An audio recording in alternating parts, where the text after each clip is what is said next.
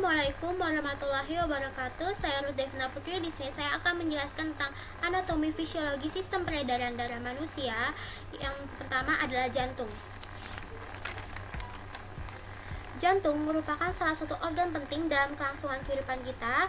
Telah kita ketahui bahwa jantung memompa darah ke seluruh tubuh untuk menghasilkan oksigen dan zat lain untuk kepentingan sel di dalam tubuh kita. Karena kepentingan itu, jantung terus-menerus memompa darah tanpa henti sepanjang hidup kita. Otot jantung bekerja secara otomatis di luar kendali kita, secara berkontraksi maupun berdilatasi.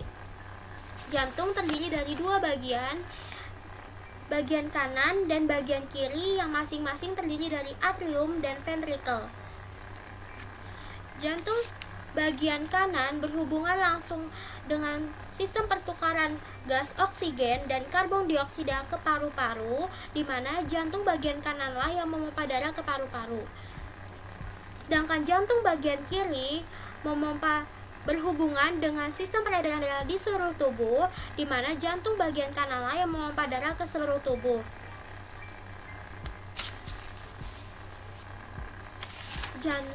Jantung juga memiliki selaput yang disebut epikardium. Epikardium berfungsi sebagai pelumas untuk memudahkan pergerakan jantung pada saat memompa. Dinding jantung memiliki 3 lapisan yang terdiri dari epikardium, miokardium, dan endokardium. Selain itu, jantung memiliki 4 ruang yang terdiri dari atrium dextra, berfungsi untuk menerima darah dari seluruh tubuh, ventricle dextra, yang berfungsi memompa darah ke paru-paru, atrium sinistra yang berfungsi menerima darah dari paru-paru, dan ventricle sinistra yang berfungsi memompa darah ke seluruh tubuh. Atrium dan ventricle dipisahkan oleh suatu katup untuk mencegah terjadinya aliran balik darah dari ventricle ke atrium, yang secara normalnya itu darah mengalir dari atrium ke ventricle. Jantung juga memiliki 4 katup yang masing-masing terdiri dari katup pulmonalis yang terletak di antara ventricle dextra dan arteri pulmonalis, katup tricuspidalis yang terletak di antara atrium dextra dan ventricle dextra, katup bicuspidalis yang terletak di antara atrium sinistra dan ventricle sinistra, dan katup aorta yang terletak di antara ventricle sinistra dan aorta. Jantung terletak dalam rongga dada, dilindungi oleh rangka dada, tulang dada, dan tulang iga, serta tulang belakang. Jantung terletak dalam dada bersamaan dengan paru-paru. Posisi jantung berada agak sebelah kiri dari tulang dada. Yang kedua adalah pembuluh darah arteri. Arteri membawa darah bersih kecuali arteri pulmonalis. Jaringannya elastis, dindingnya tebal, katup hanya pada permulaan keluar dari jantung, menunjukkan adanya tempat untuk mendengarkan denyut jantung. Arteri terletak di bawah permukaan kulit dan bersembunyi, denyutnya terasa, dan ketika terluka darah memancar keluar. Pembuluh darah arteri yang terbesar adalah aorta dan arteri pulmonalis. Cabang dari arteri disebut arteriol yang kemudian menjadi kapiler. Yang ketiga adalah pembuluh darah vena. Vena membawa darah kotor kecuali vena pulmonalis, dindingnya tipis, jaringannya kurang elastis, terdapat katup-katup sepanjang jalan menuju jantung, tidak menunjukkan adanya tempat untuk mendengarkan denyut jantung. Vena terletak di atas permukaan kulit dan berwarna kebiru-biruan. Denyutnya tidak berasa. Ketika terluka, darah hanya menetes, tidak memancar. Pembuluh darah vena yang terbesar adalah vena pulmonalis dan vena cava. Lalu cabang dari vena itu sendiri yaitu venula atau venolus, yang kemudian menjadi kapiler. Yang keempat adalah kapiler. Kapiler merupakan pembuluh rambut yang terdiri dari sel-sel endotel berdiameter 0,00 mm. Fungsi kapiler ini sendiri sebagai alat penghubung antara arteri dan vena. Yang kedua, sebagai pertukaran zat antara darah dan cairan jaringan. Yang ketiga, menyerap makanan yang terdapat di usus. Dan yang keempat, menyaring darah yang terdapat di ginjal. Lapisan pembuluh darah terdiri dari tunika intima, yaitu lapisan dalam yang terdiri dari lapisan endotel berhubungan dengan darah. Yang kedua adalah tunika media, yaitu lapisan tengah yang terdiri dari jaringan otot bersifat elastis, terutama otot polos. Yang ketiga yaitu tunika eksterna yang terdiri dari tunika eksterna itu lapisan terluar yang terdiri dari jaringan ikat yang berguna untuk menguatkan dinding arteri. Peredaran darah kecil. Darah datang dari ujung kepala sampai jantung melalui vena cava superior. Darah datang dari ujung kaki sampai jantung melalui vena cava inferior. Kemudian darah mengalir ke atrium dextra dari seluruh tubuh. Setelah itu masuk ke ventricle dextra melalui katup tricuspidalis. Kemudian darah mengalir ke paru-paru untuk dibersihkan melalui arteri pulmonalis. Setelah bersih, darah masuk ke atrium sinistra melalui vena pulmonalis. Nah, itu adalah peredaran darah kecil. Peredaran darah besar lanjutannya dari atrium sinistra lanjut masuk ke ventricle sinistra melalui katup bicuspidalis dan diedarkan ke seluruh tubuh melalui aorta. Sekian dari saya. Wassalamualaikum warahmatullahi wabarakatuh. Anatomi fisiologi sistem darah. Apa yang dimaksud dengan darah? Darah adalah suatu jaringan yang terdapat di pembuluh darah manusia berwarna merah tergantung CO2 dan O2-nya. Karakteristik darah itu sendiri yaitu warnanya merah tergantung dengan O2 dan CO2-nya. Volume darah 7-10% BB 5 liter pada orang dewasa normal. pH-nya 3,35 sampai 3,45. Temperaturnya 38 derajat. Vaksikositasnya lebih kental daripada air.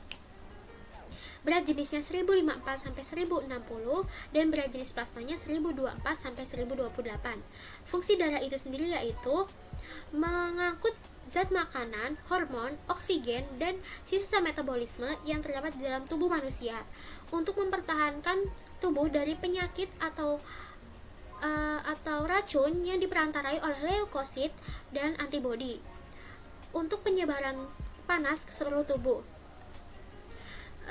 Bagian-bagian dari darah sendiri yaitu ada sel darah dan plasma. Yang ini plasma.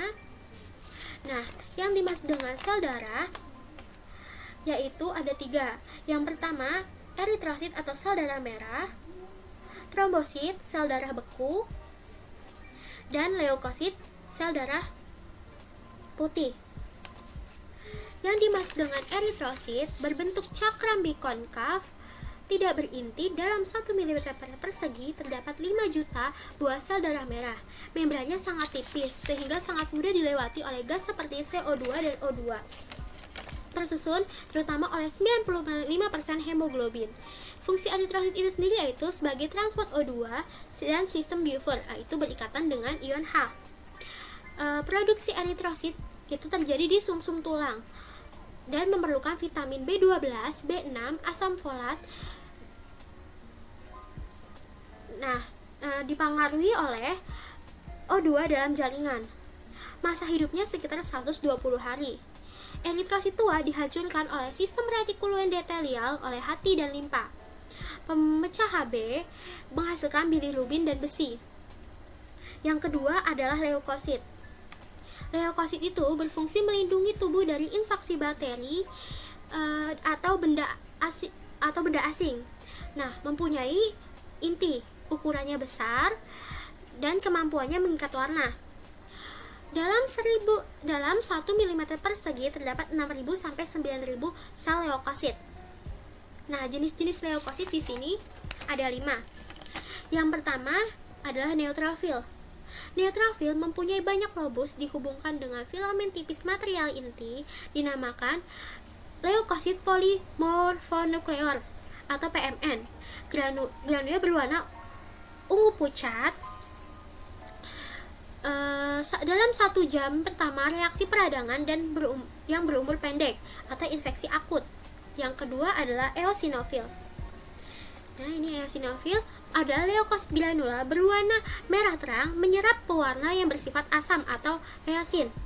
Yang ketiga, basofil. Basofil adalah leukosit granula biru menyerap pewarna yang bersifat basa. Nah, yang keempat di sini adalah monosit. Monosit diproduksi di sumsum tulang, merupakan leukosit terbesar dan berumur panjang atau infeksi kronis, sehingga dapat berubah menjadi histiosit jaringan. Nah, sel darah yang terakhir ini, sel darah leukosit yang terakhir adalah limfosit. Limfosit B dan T dihasilkan dari jaringan RIS dan kelenjar limfe. Limfosit T fungsinya membunuh sel secara langsung dengan mengeluarkan limfokin. Limfosit B menghasilkan antibodi. Bagian darah yang terakhir di sini adalah trombosit atau sel darah beku. Diproduksi oleh sumsum tulang menjadi megakariosit tergantung adanya trombopoietin. Berukuran 2-4 makrometer, bentuknya tidak teratur dan tidak mempunyai inti. Jumlahnya selalu berubah sekitar per milimeter persegi darah. Berperan untuk mengontrol darah. Sekian dari saya. Wassalamualaikum warahmatullahi wabarakatuh.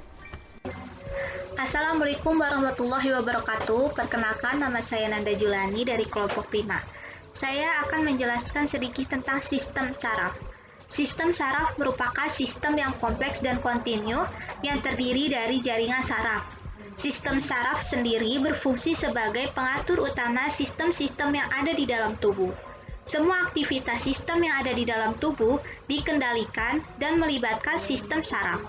Selain mempengaruhi aspek fisiologi, sistem saraf juga mempengaruhi aspek psikologis. Misalnya, timbulnya rasa gembira, sedih, dan juga marah. Dalam melaksanakan fungsinya sebagai pengendali sistem-sistem yang ada di dalam tubuh, sistem saraf melakukan monitoring terhadap perubahan-perubahan yang terjadi di lingkungan tersebut. Perubahan atau rangsangan tersebut akan ditangkap oleh sel-sel saraf yang berfungsi ke pusat integrasi untuk diproses. Setelah itu, pusat integrasi akan memberikan respon terhadap rangsangan tersebut ke organ terkait atau efektor. Respon yang diberikan dapat berupa kontraksi otot atau sekresi kelenjar. Baiklah, saya akan memberikan contohnya. Contohnya itu ketika kita terpapar sinar matahari, maka panas yang dipancarkan matahari akan diterima oleh reseptor panas yang ada di kulit kita. Rangsangan tersebut kemudian dikirim ke pusat integritas atau otak, sehingga kita menyadari adanya panas tersebut. Paparan panas tersebut dapat meningkatkan suhu tubuh. Agar suhu tubuh tidak meningkat, maka otak memberikan respon dengan cara mengaktifkan kelenjar keringat. Jadi berdasarkan contoh tersebut, saraf-saraf yang ada di kulit berfungsi sebagai reseptor, otak sebagai pusat integrasi, dan kelenjar keringat sebagai efektor. Nah, itu merupakan sedikit penjelasan tentang sistem saraf. Lalu berikutnya, sistem saraf itu ada yang namanya neuron. Untuk memahami terlebih dahulu, saya akan menjelaskan. Neuron itu apa sih? Neuron merupakan unit fungsional terkecil dari sistem saraf. Neuron disebut juga sel saraf sejati karena mampu dirangsang dan dapat menghantarkan rangsangan. Secara struktural, neuron terdiri dari beberapa dendrit, satu badan sel atau disebut juga dengan soma, dan juga satu akson. Di sini saya punya gambar neuronnya.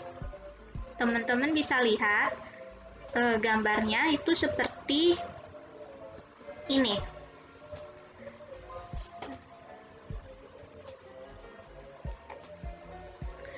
Ini merupakan gambar dari neuron. Jadi ini merupakan keseluruhan dari gambar neuron. Di sini bagian-bagian neuron ada apa aja?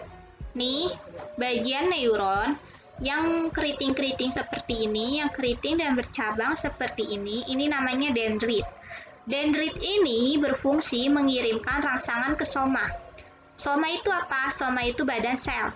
Badan sel itu yang ini nih. Jadi dendrit tadi tuh mengirimkan rangsangan ke si badan selnya ini.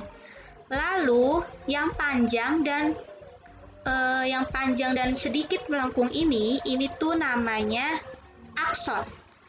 Dan di ujung akson itu dia bercabang lagi kan. Di cabang-cabangnya ini ujung-ujungnya itu ada semacam bentuk segitiga itu. Segitiga seperti ini yang kecil-kecil, dia itu namanya terminal akson. Akson sendiri fungsinya adalah mengirimkan rangsangan dari soma ke neuron lain. Jadi kan dendrit tuh tadi udah ngirimin rangsangan ini kan, dendrit tuh udah ngirimin rangsangan ini kan ke si soma atau badan sel. Lalu kemudian si akson ini dia ambil rangsangan tadi yang dikirimin sama dendrit yang ada di badan sel, dan lalu berikutnya tuh si aksonnya itu kirim lagi ke neuron atau efektor lain. Efektornya itu dapat berupa otak atau kelenjar seperti itu. Lalu neuron sendiri berdasarkan bentuk dan jumlah ulurannya itu ada 3 macam. Yang pertama itu ada neuron unipolar. Seperti ini neuron unipolar. Ini merupakan gambar dari neuron unipolar. Seperti ini. Nah, neuron ini mempunyai satu cabang pada sel sarafnya. Tapi dia itu terbelah menjadi 2. Jadi seperti ini. Ini merupakan sel sarafnya atau yang disebut dengan cabangnya. Ini tuh sel sarafnya kan. Lalu cabangnya itu terbelah menjadi 2 nih. Yang satu ke atas, yang satu ke bawah. Yang di atas itu namanya akson perifer. Nih yang di sini. Yang dia ke arah dendrit. Ini dendrit. Ini yang keriting-keriting dan bercabang itu namanya dendrit. Lalu yang lurus ini, yang ke atas, itu namanya akson perifer. Yang lurus ke bawah ini, itu namanya akson sentral. Seperti itu. Jadi dia ini bercabang. Bercabangnya itu yang satu ke arah atas menuju akson perifer, yang satu bercabang ke bawah menuju ke akson sentral. Jadi kalau kita lihat dengan sesama, bentuk dari neuron unipolar ini dia tuh terlihat seperti huruf T, seperti ini. Lalu adapun fungsinya adalah untuk membawa sinyal dari bagian tubuh menuju ke sistem saraf pusat. Nah, neuron yang kedua itu ada yang namanya neuron bipolar. Seperti ini gambarnya neuron bipolar. Ini neuron bipolar. Neuron ini juga punya 2 cabang pada badan sel sarafnya. Ini badan sel saraf. Cabangnya itu ke atas dan ke bawah. Dia tuh cabangnya saling berlawanan gitu kan, karena badan selnya ini, badan sel sarafnya ini ada di tengah posisinya. Seperti ini. Nah, yang satunya itu dia cabangnya ke arah si dendrit. Dendrit itu yang ini kan, yang ini. Yang bercabang keriting-keriting seperti ini dendrit. Lalu cabang yang satunya lagi itu ke akson. Akson ini yang lurus nih, yang ada tanda panah. Ini akson. Nah, kalau kita lihat bentuknya itu seperti apa? Bentuknya itu lonjong. Lonjong, bahkan dia cenderung ke seperti elips. Untuk fungsinya sendiri itu menghubungkan berbagai neuron di dalam otak atau spinal cord. Spinal cord itu sumsum tulang belakang. Yang terakhir itu ada neuron multipolar. Nah, ini neuron multipolar. Neuron multipolar merupakan neuron yang paling banyak dan paling umum ditemui. Dendritnya juga dendritnya tuh ada banyak, bercabang, dan juga bentuknya multigonal ya, karena jumlah dendritnya itu bervariasi. Dia punya sel sarafnya tuh di tengah kayak gini di atas, dan punya banyak dendrit, tapi dia cuma punya satu akson. Aksonnya itu yang ini, yang ke bawah nih. Jadi ini aksonnya. Terus sebagian organelanya juga tuh ada di sitoplasma, ada di sitoplasma badan selnya. Jadi organela tuh sebagiannya tuh banyaknya ada di sini. Seperti itu. Fungsinya sendiri adalah sebagai motoneuron. Motoneuron itu apa? Motoneuron itu membawa sinyal atau isyarat dari sistem saraf pusat menuju ke bagian lain tubuh, seperti otot, kulit, ataupun kelenjar. Jadi itu adalah sedikit penjelasan tentang sistem saraf yang dapat saya jabarkan. Mungkin ada beberapa yang masih kurang. Kalau begitu, saya Nanda mohon maaf jika ada kekurangan. Dan kelanjutannya akan dijelaskan oleh teman sekelompok saya. Terima kasih. Saya akan melanjutkan pembahasan tentang sistem saraf. Yang akan saya bahas di sini ada sistem saraf pusat atau SSP yang meliputi otak. Pertama, saya akan membahas tentang otak besar atau cerebrum. Cerebrum ada di bagian sini, merupakan sumber dari semua kegiatan atau gerakan sadar atau sesuai dengan kehendak. Walaupun ada juga beberapa gerakan refleks otak, otak besar ini mempunyai fungsi dalam pengaturan semua aktivitas mental, yaitu yang berkaitan dengan kepandaian atau inteligensi, ingatan, memori, kesadaran, dan pertimbangan. Yang kedua ada otak tengah atau mesencephalon, terletak di depan otak kecil, sedangkan otak kecil ada di bagian sini. Nah, di depan otak tengah terdapat talamus dan kelenjar hipofisis yang mengatur kerja kelenjar-kelenjar endokrin. Bagian atas atau dorsal, otak tengah merupakan lobus opticus yang mengatur refleks mata seperti penyempitan pupil mata dan juga merupakan pusat pendengaran. Yang ketiga ada otak kecil atau cerebellum, ada di bagian sini. Mempunyai fungsi utama dalam koordinasi gerakan otot yang terjadi secara sadar, keseimbangan dan posisi tubuh. Nah, bila ada rangsangan nih yang merugikan atau membahayakan, maka gerakan sadar yang normal tidak mungkin dilaksanakan. Nah, terus itu ada lobus-lobus otak. Yang pertama ada lobus frontal. Lobus frontal ada di bagian sini. Lobus frontal merupakan area otak yang bertanggung jawab untuk fungsi kognitif tingkat tinggi, seperti pemecahan masalah, spontanitas, memori, bahasa, motivasi, pengambilan keputusan, pengendalian rangsang, dan perilaku sosial dan seksual. Dan selanjutnya ada lobus temporal. Lobus temporal itu ada di bagian sini. Ini yang warna kuning. Nah, lobus temporal berperan sebagai pusat emosi, sensori, penciuman, pengecapan, persepsi, memori, pemahaman musik, agresivitas, dan perilaku sosial. Nah, lobus ini juga mengandung area bahasa loh. Terus itu selanjutnya kita masuk ke lobus parietal. Lobus parietal ada di bagian sini. Lobus parietal itu pusat sensasi sentuhan, pembau, dan pengecap. Ia juga memproses rangsang dan kesadaran spasial, dan merupakan komponen kunci untuk koordinasi nata tangan, pergerakan tangan. Lobus ini juga mengandung area Wernicke yang bertanggung jawab untuk menyesuaikan kata yang ditulis dengan suara yang diucap. Terus itu, ada lobus occipital ada di bagian ini, ada warnanya hijau, ada di bagian belakang otak berfungsi sebagai pusat penglihatan dan rekognisi. Selanjutnya kita masuk ke sumsum sambung atau medula oblongata ada di bagian sini. Berfungsi mengantar impuls yang datang dari medula spinalis menuju ke otak.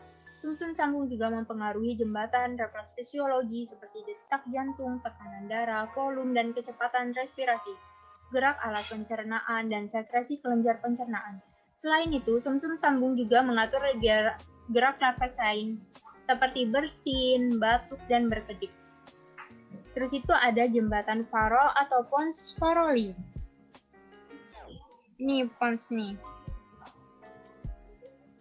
Nah, pons itu menghubungkan cerebellum dengan mesencephalon, diencephalon, cerebellum, dan medula spinalis.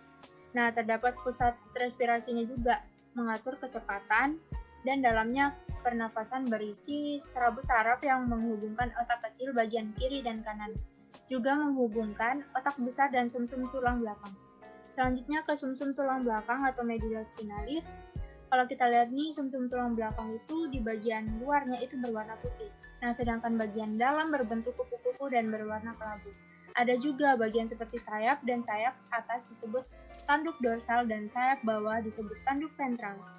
Impuls sensori dari reseptor dihantar masuk ke sumsum tulang belakang melalui tanduk dorsal dan impuls motor keluar dari sumsum tulang belakang melalui tanduk ventral menuju efektor. Pada tanduk dorsal terdapat badan sel saraf penghubung atau asosiasi konektor yang akan menerima impuls dari sel saraf sensori dan akan menghantarkan ke saraf lateral.